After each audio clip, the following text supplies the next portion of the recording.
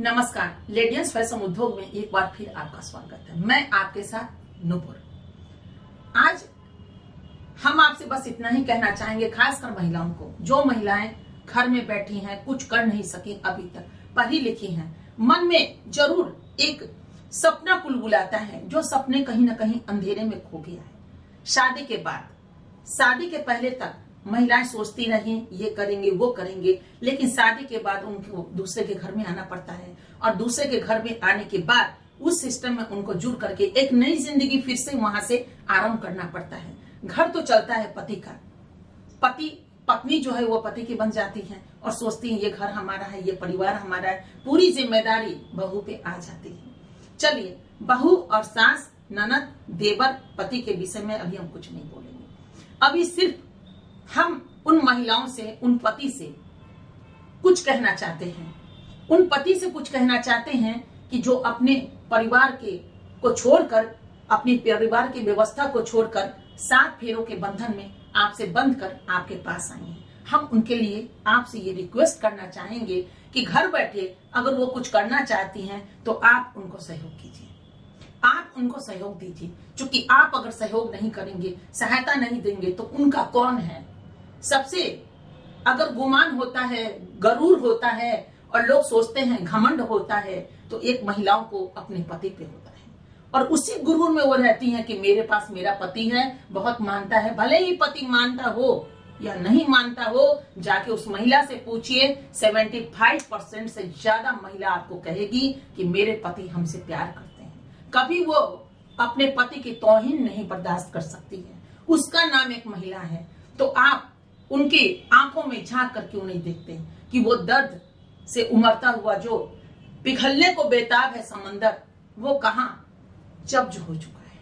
उस चीजों में तो आपको ही दस्तक देना पड़ेगा, ताकि महिलाएं अपने सपनों के जो बंद हो चुके हैं, उन आंसुओं के धार को आपके कंधे पे बहाकर वो बिल्कुल फ्रेश हो जाए और वहां से फिर उनकी एक गति शुरू हो। आप खुद सोचिए, आपके घर का वंश चलाने वाली वो महिला है, तो आप उनको थोड़ा सा योगदान दीजिए। आज मैंने सुना है उरी उरी बातें, ऐसा नहीं कहेंगे, ना हम आपको साक्ष्य देंगे, ना सबूत देंगे, ना हम नाम देंगे, लेकिन मैं खुद एक महिला हूं, तो महिलाओं का दर्द दूर से ही समझ में आ जाता है। वो मुंह खोली नहीं कि समझ में आ जाता है, पास खड़ी हुई नहीं कि हम पढ़ लेते हैं उनके अंदर की चीजों को, कि अंदर लगभग में 95% तो हम दावा जरूर कर सकते हैं कि कोई मेरे सामने आ जाए तो उनको हम पढ़ सकते हैं, उनकी चीजों को, उनके चेहरे को देखकर समझ सकते हैं कि इनके अंदर कितना सारा दर्द भरा है, उन सपनों के बिखर जाने का दर्द भरा है, जिस सपनों को पाने में एक लड़का अपनी जान की बाजी लगाकर रात भर पढ़ते हैं, रात भर जीते हैं और उसके बाद जाके एग्जाम देते हैं, लेकिन थोड़ी सी नंबर कम हो जाती है, बेचैन हो जाते हैं। वो छटपटाहट, उसी तरह की छटपटाहट महिलाओं में भी तो होता है ना, कि अगर उनको वो सपना साकार नहीं होता। फर्क इतना है कि आप अपने घर में रहते हैं, आप फेल करते हैं तो भी, पास करते हैं तो भी, अच्छी सर्विस मिलती है तो भी, नाम मिलता है तो भी, आप वहां पे सोचते हैं कि जीने के लिए कौन से आधार को हम ढूंढे। वहीं पे उसी जीत की, उसी मांस की बनी हुई भी आपकी पत्नी भी है, जो 7 फेरा लेकर के आपके साथ आती है। आप उनके सपनों के लिए क्यों नहीं थोड़ा सोचते? देश के लिए सोचते हैं, बड़ी बड़ी बातें बोलते हैं, लेकिन घर में जो महिलाएं हैं, जो आपको सुबह सुबह चाय देती है, अखबार देती है, टीवी खोलती है, आपके कपड़े में आयरन करती है, बटन टूट जाता है तो उसे टाकती है और टिफिन देकर के आपको वहां तक भेजती है। जब आप आते हैं तो फिर आपकी सेवा में वो लग जाती है, और जब आप नहीं रहते हैं तो आपके माँ बाप की, आपके परिवार की सेवा में पूरी जीवन को वो समर्पित कर चुकी है। उसके लिए आप क्यों नहीं सोचते हैं? आज बहुत सारी बातें हैं, महिलाएं पैसा कहां से लाएंगी? अगर उन्हें कुछ करना हो, कहां से लाएंगी? बैंक से भी मिलने से रहा। और हम कहेंगे उन महिलाओं को, बैंक से कभी पैसे आप मत लीजिए, समाज से भी कर्ज मत लीजिए, और चक्रवृद्धि तो बिल्कुल मत लीजिए, कुछ मत लीजिए, लेकिन परिवार से कुछ पैसे तो मिल सकते हैं, मत दीजिए उनको। पर्व में, त्योहार में न जेवर दीजिए, न कपड़े दीजिए, कुछ अमाउंट क्यों नहीं दे देते हैं उनको आगे बढ़ने के लिए, खुद से आगे बढ़ने के लिए? एक बैंक ही बन जाइए ना और बोलिए हम आपको इतना दे रहे हैं और ये सूद समेत हम आपसे पैसा लेंगे। घर में ये डर तो नहीं रहेगा, अपने पति से ये डर तो नहीं रहेगा कि अगर कुछ 1000 रुपए अगर आप उनको दे रहे हैं तो पति को ना दें तो हमारा ये चीज लूट जाएगा, ये चीज बर्बाद हो जाएगा।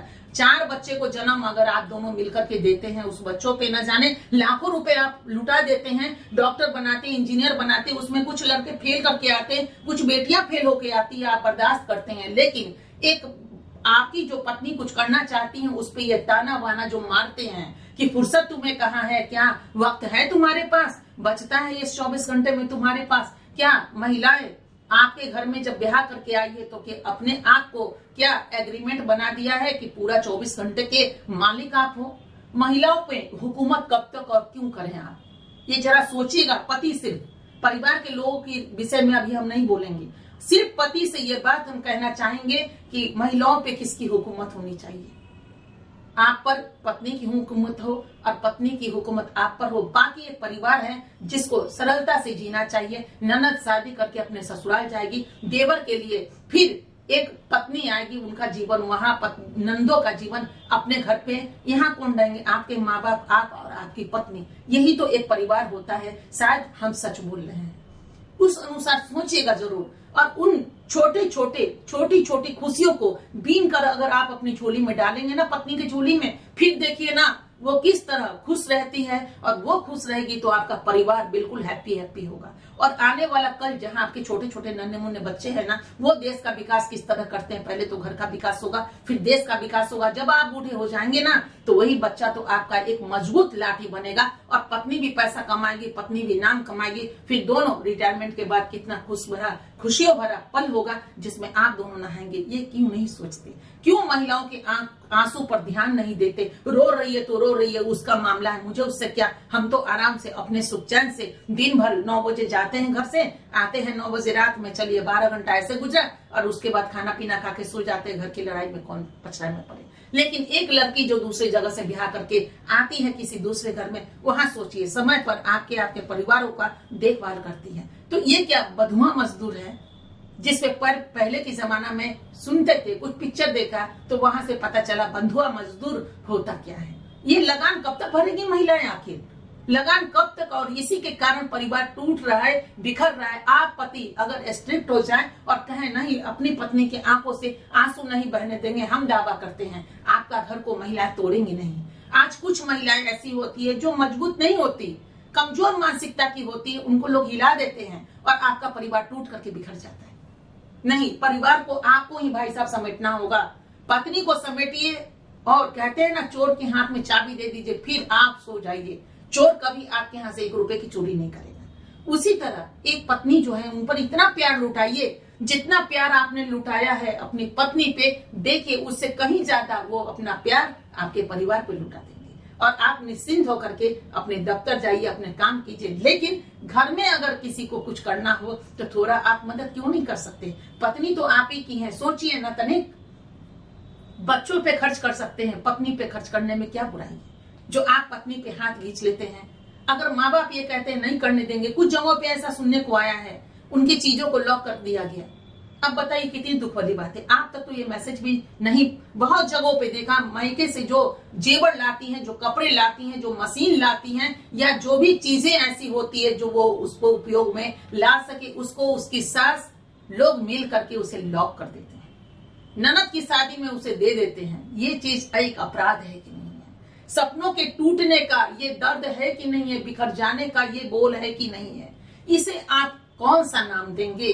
आप अगर पुरुष प्रधान समाज में महिलाएं भी रहती हैं और महिलाओं के बिना आपका घर नहीं चल सकता, आपकी दुनिया नहीं बन सकती।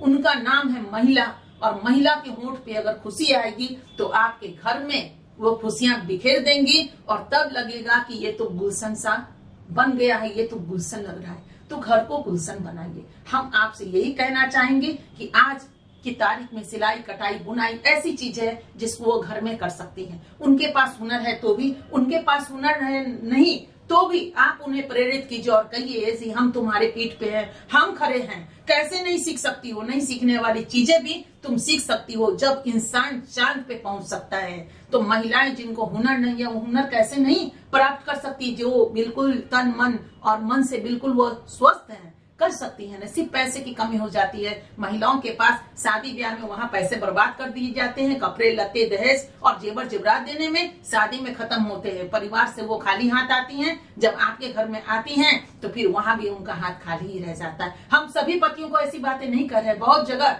जो पत्नी होती है वो मालकिन ही होती है, लेकिन कब, जब बरसों गुजर जाता है तब। लेकिन हम आज की तारीख में बोले कि अगर महिलाएं 50 साल की हो गई, 60 साल की हो गई, फिर आप स्वतंत्रता देकर के क्या करेंगे? आपकी मजबूरी हो जाती है उस वक्त स्वतंत्रता देने में। तो आज अगर आपकी शादी हुई है, आप नए हैं तो भी, या फिर एक भाई है तो भी, हम आपको यही कहेंगे कि आपके घर में जितनी भी महिलाएं हैं उनके सपोर्ट में आप खड़ा होइए। आप अगर उनके सपोर्ट में खड़ा होंगे, ना समाज न देश की कोई भी नागरिक उस परिवार को तोड़ नहीं पाएगा। ये मेरा दावा है, चूंकि महिला से ये परिवार बिल्कुल स्मूथ होकर चलेगा और महिलाएं चाहेंगी तो आपके घर में खुशियों का खजाना भर देंगी।